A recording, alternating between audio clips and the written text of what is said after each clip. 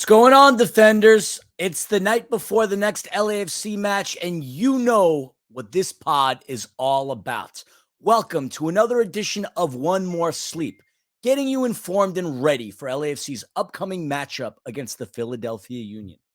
The Philadelphia Union. They will forever be a part of our history.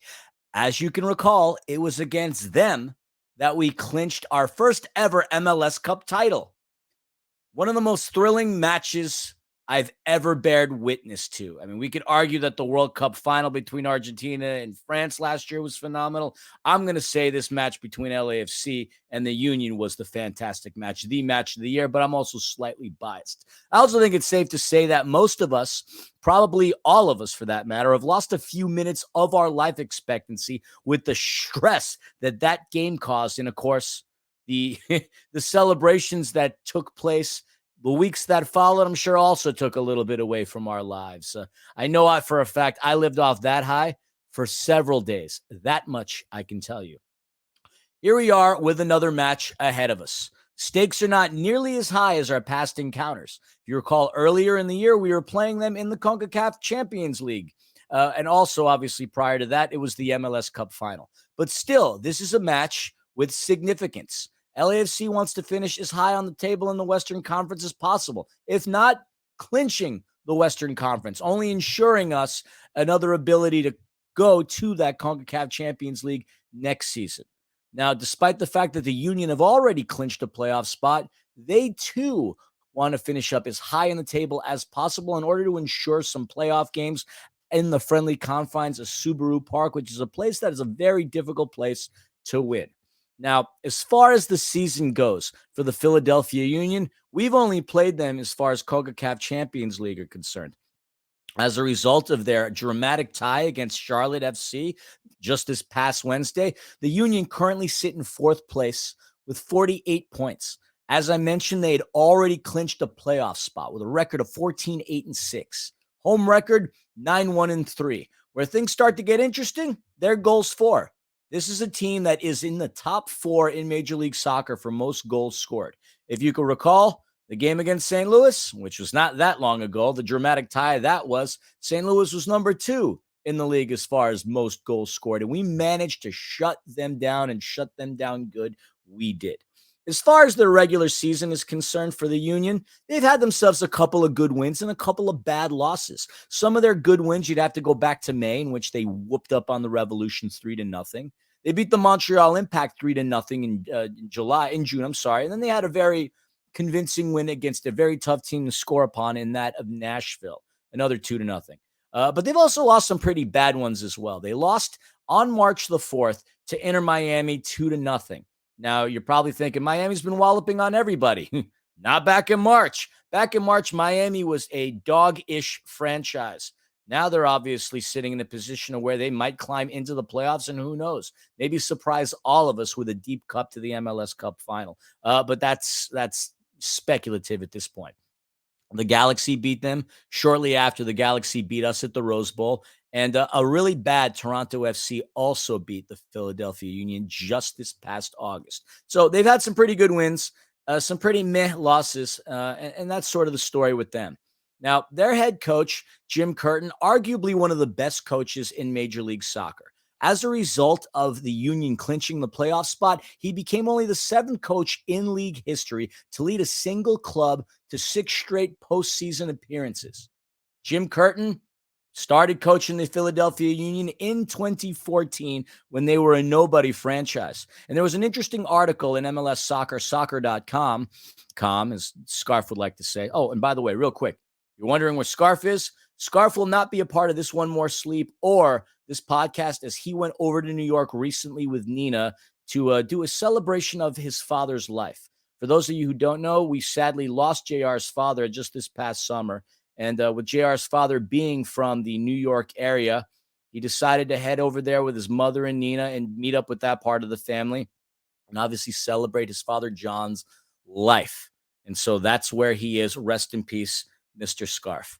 Going back to Jim Curtin, 2014, there was a really good article, 2014 meaning he's been part of the Union. Really good article on MLSsoccer.com indicating that now The mentality of the Union locker room is significantly different than what it was when he first started at the helm of the Union. Back when he had first started, they'd be celebrating with champagne and all kinds of things, just merely clinching a playoff spot. This is a team, though, that is really hungry to avenge that MLS Cup final loss to us. Not only hungry to beat on us, but hungry to obviously make a deep run in the postseason. In the locker room, as a result of that draw with Charlotte, from what I heard, there was no partying. All the guys are on their phone, just quiet as can be, because they obviously have some pretty high expectations. And I don't blame them. This is a team that's gotten so close to some trophies on a number of occasions. As you know, they haven't won the big one. They won Supporter Shield in 2020, but they lost to us in the final. They've been the runners up for a couple of for US Open Cup. They've never won anything. And never won a trophy for other than Supporter Shield. And speaking of which, they've also never beaten us either. In every match that we've had against the Philadelphia Union, we've been successful. In fact, LAFC is the only MLS team that the Union have played but never defeated, which is kind of crazy. Most of our matches, they end in a draw or they end in some kind of dramatic fashion. Now, they're obviously starting to play pretty well. They had themselves a really great game against Charlotte. They found themselves down 2-0, and then they obviously pushed through and got themselves a really hard-fought draw in a really tough contested match on the road in Bank of America Stadium against CLT. They have one of the most exciting players in Major League Soccer, and I'm going to get to him when we talk about our players to watch. But for the most part, that is the story of the Philadelphia Union. Very good team, very well coached, and they have a lot of dynamic players. Now, bearing that in mind, since I have nobody to banter with, and no, I'm not going to bring Hello Kitty on the show just yet. I'm going to save her for the podcast. It's going to be her and I, and we're going to see how we can parlay that banter. But for now, it's just going to be me. Players to watch. Let me pull this up real quick because I don't have producer Pandas with me. Let's give it a shot. There we go. Very brilliant. All right. I mentioned his name earlier, folks. Daniel Gazdag. The guy is a phenomenal player. Phenomenal. He leads this team in assists with 10 and goals with 13. We've talked about Hani Mukhtar being in the race for the Golden Boot. He is now tied with Giacomakis from Atlanta United at 14. On Wednesday, Hani Mukhtar took the lead at 15, but Daniel Gazdag very much is a part of this race as he has 13 goals. And the last thing we'd want to see happen is for him to find the back of the net on multiple occasions, not only helping his team beat us, but obviously putting him above Denny Bouanga. We can't have that. And obviously I mentioned Denny Bouanga. Look, the guy's our leading scorer. He's a fantastic player. Going into the game Wednesday that we played against St. Louis, and he's got 14 goals throughout the course of the Major League Soccer season. 27 goals across all competitions. Denny Bouanga, ever since he scored that goal against Portland the previous season to help us clinch the Supporter Shield, has been tearing things up. Phenomenal talent. And obviously, he's going to be the player to watch there. Look, these two players are the most low-hanging fruit between the entire rosters. I mean, you got the likes of Julian Carranza, Mikel Ua, McGlynn, Kai Wagner, obviously Andre Blake, the keeper on the Union. So many good players on this team, but the entire offense starts as a result of Daniel Gazdag. Let's move on. Scarf has no keys to the game. Scarf is not here. Scarf is having a slice of pizza somewhere in White Plains as we speak. My keys to the game, simple. No ball watching. Sounds pretty easy, right? Well, it hasn't been very easy for us. Look, what this team does, and by this team, I mean the Philadelphia Union, they create a lot of opportunities via long balls. In fact, they also lead the league in goals outside of the 18 with 10. This is a team that's going to look to hurt you from the outside. And the last thing we want to get caught doing is watching things go through. I could think of specific games, specific moments against the Galaxy where we scored, we got caught ball watching, they instantly equalized. I can think of the time when we played against Inter Miami and we got caught ball watching in that sense on a couple of occasions. So we can't get caught ball watching against a team that creates a lot of opportunities from outside of the 18.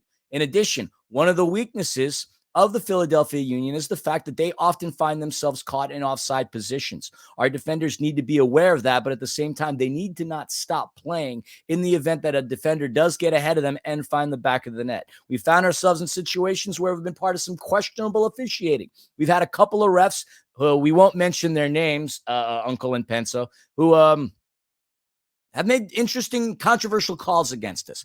Don't want to get caught ball watching, for obvious reasons. Now, we can't really let them get into the game either, as they are great at making runs. This is a team that even if they fall from behind, they're going to claw their way back into the game. Like I said, most recently, Charlotte, they were down 2-0. They came back and equalized the game. Y'all remember the MLS Cup final. It was back and forth. Just when you thought we were going to run away with this, no, they would come back and equalize. So we have to make sure that we take care of business there. And another element that I didn't include on my slide, you got to control Gazdag. LAFC in particular in the midfield has had a really tough time marking some of the most skilled players in this league. You think of the likes of a Ricky Puig. Ricky Puig is, other than the last game, torched our midfield. You think of like Lionel Messi, torched us. They're great players in Major League Soccer that we've had a tough time defending. And obviously, Daniel Gazdag will be that player for the Philadelphia Union, and we got to make sure that we don't let him get the best of us. Like I said, he leads the team in assists, and he leads the team in goals. Very dangerous player. Score prediction. Scarf doesn't have a score prediction. My score prediction. I'm going to precursor this with the fact that in most occasions, with the exception of the last time we faced off against the Union at the Banc, we whooped up on them 3-0. But for the most part, we always end up in a draw with this team. These are always some hard-fought battles. I mean, if you look at our last 5 games, most of them have been that. Okay, so with the exception of the game May 2nd and the final on April 26th and the MLS Cup final, look, 1-1 was what we had them in the first leg of the CCL on April 26th, excuse me. November 5th, we ended up in a draw, and obviously we had to go to PKs and beat them that way. May 7th of 2022, it was 2-2. March 8th of 2022, it was 3-3. I don't see this being any different. We've been a lot better defensively this season than we have in these past seasons. We don't allow as many goals. And while teams like Nashville always get the credit for being defensive, stingy defenders, we're pretty darn good at that too. And the fact that we were able to shut down one of the highest scoring teams in the league this past Wednesday in St. Louis leads me to believe that we can do it again against the Union in Subaru Park. Anything other than obviously a loss is going to be a big win. Obviously, 3 points on the road would be massive because we only have 3 away wins all season long. But if we can secure a point, this bodes very well for us. Subaru Park, like I said, is a very tough place to play, and the Union rarely, if ever, lose in the friendly confines of their little park in Chester, Pennsylvania. That being the case, an interesting storyline in the sense that John McCarthy gets to go back to Philadelphia yet again. Who's going to get the start against the Union? Is it going to be Maxime Crepeau? Or is Steve going to elect to give him a break considering he's played back-to-back games within short periods of time? John McCarthy has had an outstanding season for LAFC, and I would say he should be rewarded as the prodigal son is about to return to the city of brotherly love. He's from the neighborhood. He went to high school in Philly. He did his college soccer at LaSalle, which is in Philly. He played as a backup for under Andre Blake for the Philadelphia Union before heading down to Miami and then obviously gracing our roster. And we would not have had much to think of in the likes of John McCarthy had Maxime Crepeau not sacrificed his body for us in that play up with Corey Burke, where he prevented what could have been an easy one-on-one, kept us in the game. John McCarthy comes through. Look, the rest is history. I'm actually wearing a John McCarthy jersey that he was so kind enough to sign at one of these Flex Power Tools events. Defenders of the Bank, sponsored by Flex. Check out your Flex Tools at Lowe's. And so that's the story. Wondering what the case is going to be there. Now, we didn't have Chiqui Palacios last game. He wasn't injured. It was yellow card accumulation. I venture to guess that he will be back on the lineup and at the same time starting for LAFC. Although I will say Sergi Palencia has played fine. Scarf and I had a conversation about who we thought should start up top. He thinks it should be Kike Oliveira. I like Kike coming off the bench. I'm going to go with Mario Gonzalez just for a little while longer. Obviously, we sat Carlos for the majority of the game against St. Louis. I venture to guess he's going to get the start along with Denis. Midfield, I say you stick with Mati. Mati should go back up there and start. You keep Kellen Acosta and you keep Ilie Sanchez. That's my thoughts there. Backline, I love Hollingshead and Palacios on the outside. Center backs, Giorgio Chiellini, unless he wants to get a break, and Aaron Long. If Giorgio's not going to play, fine, bring in Jesus David Maria. But I'd love to see the Philadelphia Union's former backup keeper and our starting keeper for the most part, the majority of the season, John McCarthy, get the start in between the pipes as he's home. He's going to get some boos. He's going to get some jeers, but it's a homecoming one way or another. And I'm excited for him. I'm excited for that matchup. And fingers crossed that this is the turnaround in our season that we needed. We haven't been great on the road. We haven't been that great, period. I mean, we've played a lot of games this season, but keep in mind, the Union have played a fair amount of games as well. I believe they played 42 games this season, which isn't that many less than what we've had. I think we might have played 2 or 3 more than the Union. So they're also a team operating on fumes, but they've got some talent there. Gazda, Carranza, Ua, McGlynn, Kai Wagner. I mean, Mbaizo, the list goes on and on. It's going to be a tough matchup, and I don't expect anything otherwise. I think it's going to end in a draw, 1-1 defenders. Feel free to go out there and DM. Well, it'll be me for that matter. Your thoughts on the game. Would love to have some feedback, so on and so forth. The game will be held on Saturday at 4:30, I believe. And then there's going to be a podcast shortly thereafter. It's not going to be a scarf, but I'm going to have plenty of guests on the show. I might have Hello Kitty join me. Hello, Philly. Looking forward to our potential pod together. I might have Coach Beard joining me as he's hula hooping his way through our podcast. And if Coach Beard doesn't have the quick one-liners that we want, I believe, as does Coach Ted Lasso. And depending upon whether or not she gets called into work, because she is going to be on call Saturday, we might be joined by Panda as well. I got to thank Panda for the last time she was on this podcast. That was a very well-downloaded episode. And Defenders, thank you so much for doing that. And also thank you for being part of us from the beginning up till now, whatever the case may be. We certainly love and appreciate all of the millions and millions of Defenders of the Bank listeners. Look, I hope we previewed this enough. I hope I gave you all the information that you need to know. Love to inform, love to educate, I love to entertain. So hopefully you found something in each of those 3 things that I like to do. And hopefully we get a point on the road. I'd prefer 3, but I'd settle in on a point as well against the Philadelphia Union. And then take a couple of days break, and then we reconvene at BMO Stadium for an opportunity at another trophy, and that a Campeones Cup against Gignac & Co. as Tigres rolls in to California. It might be the last time this week that I'm drinking Topo Chico. And if you're wondering why, Topo Chico is from Monterrey, which happens to be also where Tigres is from. So I'm not going to jinx us by drinking anything from Monterrey. It's going to be Polar or Canada Dry or something of that nature. Anyways, I digress. I got nothing more to say, Defenders. I got nothing but love for all of you. Looking forward to seeing some of you on Saturday at some of these tremendous watch parties we have in store for us. And certainly looking forward to seeing you all again on Wednesday at BMO. Much love. Mwah. Philly out.